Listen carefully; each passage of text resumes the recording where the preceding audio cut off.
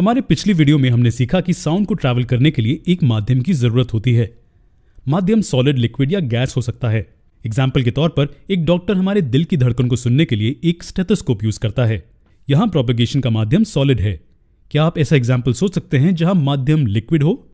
जब आप अपना कान पानी के सरफेस के नजदीक रखते हैं तो आप उसके अंदर के ऑब्जेक्ट्स और बॉडी से आने वाली साउंड को सुन सकते हैं।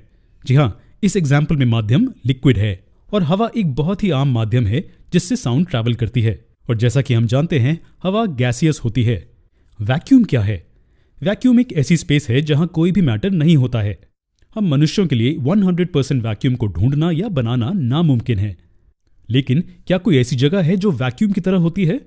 जी हाँ, आउटर स्पेस करीब करीब एक परफेक्ट वैक्यूम की तरह होती है। इसी कारण हम यहाँ पृथ्वी पर सितारों या ग्रहों से कोई भी धमाका नहीं सुन सकते हैं, क्योंकि आउटर स्पेस एक वैक्यूम है। यहाँ होने वाले धमाकों की साउंड हम तक ट्रैवल नहीं करती है। चलिए एक एक्सपेरिमेंट देखते हैं। यहाँ हमारे पास एक इलेक्ट्रिक बेल जार है। ये एक ऐसा ग्लास जार है जिसकी शेप एक बेल के समान होती है। तो हमारे पास एक ग्लास का जार है जिसमें इलेक्ट्रिक बेल है जो एक कॉर्क की मदद से फिक्स की गई है। हम इसे इलेक्ट्रिक बेल इसलिए कहते हैं क्योंकि इसे काम करने के लिए इलेक्ट्रिकल एनर्जी की जरूरत होती है। ये बेल एक एक्सटर्नल बैटरी और की से कनेक्टेड होती है। ग्लास जार के नीचे के हिस्से में एक वैक्यूम पंप भी लगा होता है। जब हम चाबी को बंद करते हैं तो करंट बहने लगता है और हथौड़ा गोंग पर लगता है और ये ऐसा होता रहता है।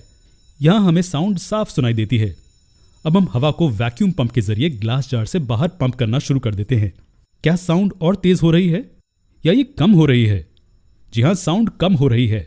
हम देख सकते हैं कि जैसे जैसे जार में हवा की मात्रा कम हो जाती है, साउंड की इंटेंसिटी भी घटती जाती है। हम ये देख सकते हैं कि हथौड़ा गोंग पर मार रहा है, लेकिन जो साउंड हमें सुनाई दे रही है वो बहुत ही धीमी है। ऐसा इसलिए है क्योंकि जब हम हवा को बाहर निकालते हैं तो हम ग्लास जार के अंदर एक वैक्यूम बनाते हैं। नोट कीजिए कि हमने पहले कहा था कि हम 100% वैक्यूम नहीं बना सकते हैं, इसलिए हम ग्लास जार से सारी हवा नहीं निकाल सकते हैं। इसलिए हमें यहाँ कुछ हल्की सी साउंड सुनाई देती है। हम यही एक्सपेरिमेंट अलार्म क्लॉक को यूज करके भी कर सकते हैं। इलेक्ट्रिक बेल के बजाय हम ग्लास जार के अंदर एक बजती हुई अलार्म क्लॉक रख देते हैं। इस केस में हमें बैटरी या की जरूरत नहीं है। शुरुआत में हमें अलार्म की आवाज सुनाई देगी, लेकिन जब हम जार से हवा को बाहर निकालने की कोशिश करते हैं तो साउंड की इंटेंसिटी कम हो जाती है और साउंड कम हो जाती है। नोट कीजिए कि यहाँ एक ऐसी अलार्म क्लॉक ले जो आसानी से ग्लास जार में जा सके। चलिए एक और एक्सपेरिमेंट करते हैं जो आप अपने घर पर भी कर सकते हैं। एक खाली ग्लास और एक सेल फोन लें। इस सेल फोन को खाली ग्लास में रखें। किसी को इस फोन पर कॉल करने के लिए कहें। आप क्या नोटिस करते हैं? जी हाँ, आपको साउंड तेज और साफ सुनाई देगी।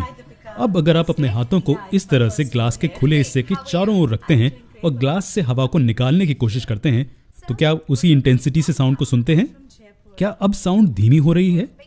जी हाँ, हम देख सकते हैं कि जैसे ही हम हवा को ग्लास से निकाल देते हैं तो साउंड कम हो जाती है।